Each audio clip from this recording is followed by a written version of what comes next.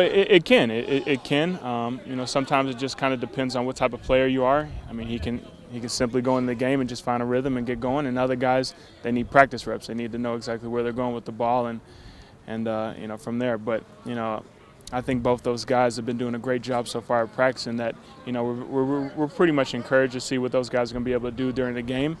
And, you know, just get him out there and let him play ball. On media day, I think Patrick said, bring it on. He's kind of got, you know, it seems like he carries himself like a guy, whether he's ready or not, thinks that he is.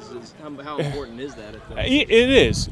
I think since the day he's walked on this campus, he's acted like that. He's carried himself that way. And you know, he has the demeanor that, you know, he's very confident. He's always sure of himself. And you know, and that could be a great thing. And, you know, hopefully for him, you know, he just continues that way, you know, we haven't obviously seen him on the field when it's live, and we don't know how he carries himself then. But if he can continue that way, you know, it'll be very good because the players obviously feed off the quarterback and how he responds to, you know, tough situations. And if he can continue to do that, then it's a plus. Andre, do those guys relate to you a little bit more because you did it only a couple of years ago and how successful you were?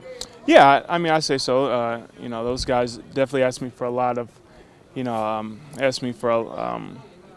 they come to me with a lot of questions. Let's say that. You know, they do a great job of trying to communicate and try to get a good feel for what they think I should be reading if I was them, and then they try to go from there. You know, and the great thing about both those guys is, you know, that they do a great job of trying to communicate with any of the guys on the field. You know, most of the time you see freshmen are really quiet.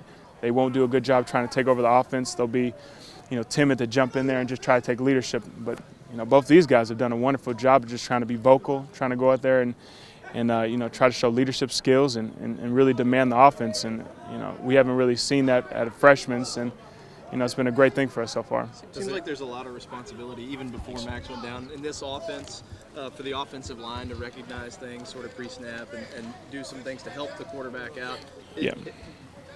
Because that was already built into this offense, is that a huge plus for a freshman quarterback? Yeah, it is. You know, we tried to really cut down a lot of things with, you know, going into last year, you know, just trying to take a load off the quarterbacks. And that's the reason why we kind of decided to go with this system, because it takes a lot out of the quarterback's hands, you know, responsibility-wise. And, you know, luckily for those guys, I mean, it'll be really good that the fact that, you know, they don't have to worry about making all these checks. For the most part, we're going to communicate it to them from the sideline. And if we don't, the center and most of the O-linemen will communicate it for him. So they'll take care of that. All he has to do is just kind of see the coverage, you know, and make the right reads and go from there.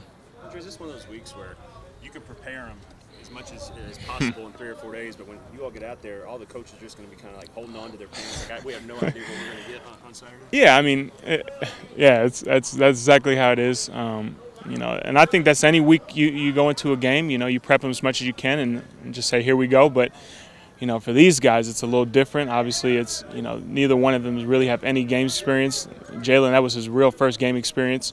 I think he took one series before that, and for yeah, and for Patrick, you know, we haven't seen him since he played in the state championship game. So, you know, but thank goodness both these guys, I mean, they're getting all the reps right now. You know, like I said, we're trying to slim this offense down as much as possible and just make it really easy on those guys. You know, we're at the point where when they go out there, they know they have 1 or 2 reads and they're just going to go from there.